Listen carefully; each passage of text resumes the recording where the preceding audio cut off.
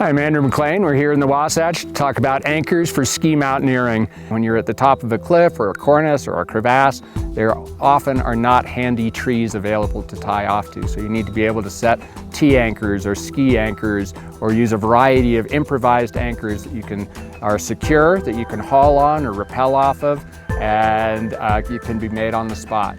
So this is the eye anchor. The eye anchor is one of the fastest, easiest, but also potentially one of the least secure ski anchors. You just take your two skis, put them together, shove it in the snow. Obviously you want good firm snow to get your tails all the way in there. Then you just tie a figure-8 knot on it, and you can use it to come to the edge of a cornice to see if it's going to collapse, maybe do a ski cut. If you're with a partner, it really helps to have your partner pull back on the skis, just as a little bit of extra security. But fast, easy, very basic, useful ski anchor, the eye anchor. This is the H anchor, so called because you've got two uprights and a horizontal across it. First is the eye anchor, which just has one column. This has two. It spreads the load out a little bit more.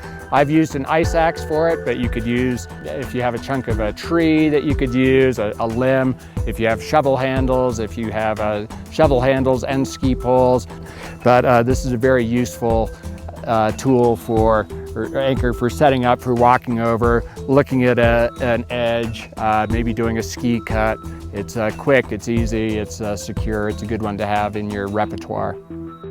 This is one of my favorite ski anchors that I use the majority of the time. I don't know if it has a name. We'll call it the self-equalizing Andrew anchor.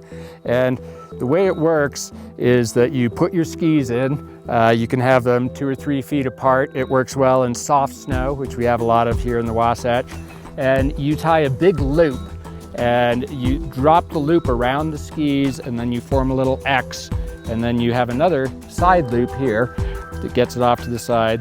And it needs 2 carabiners, or 1 locking carabiner to form the equalizing point. And the reason I like this is that as you pull back on it, say you're looking at a cornice and you want to be able to walk to and from one corner of the edge, as you move, this equalizes the skis. So the skis always have 50-50 weight on them, regardless of how you move around on them. This is a really good one for a ski cut, where you might be going from one side of the slope all the way to the other, so it will always equalize both skis. The downside of it is that if one ski blows, it's going to shock load the system. But you can mitigate that by having somebody hold on to the skis, or just be really careful about what you're doing. But this is my favorite ski anchor, the one I use the majority of the time. This is the Tslot, buried Tslot anchor, and this is a favorite because it's very, very secure. And that of course depends on how deep you bury it, how well you pack snow on top of it, and how long you let it set up. But assuming all of that, is a very, very secure anchor. I use a piece of wood. You can use an old ski. Whatever you are using, remember that it's going to be left, so you need something that was biodegradable. You can use a tree branch, you can use just about anything. But the idea is that you bury this in there, you dig a nice deep trench in good hard snow, hopefully.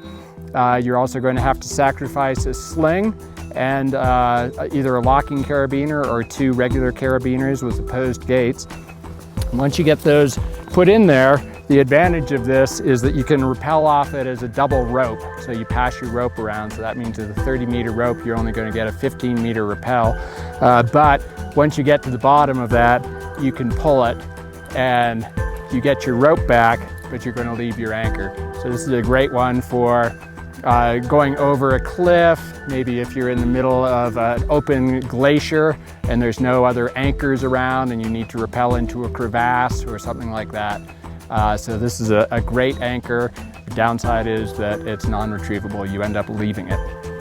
And remember, if you're not sure about your anchor, have your partner go first.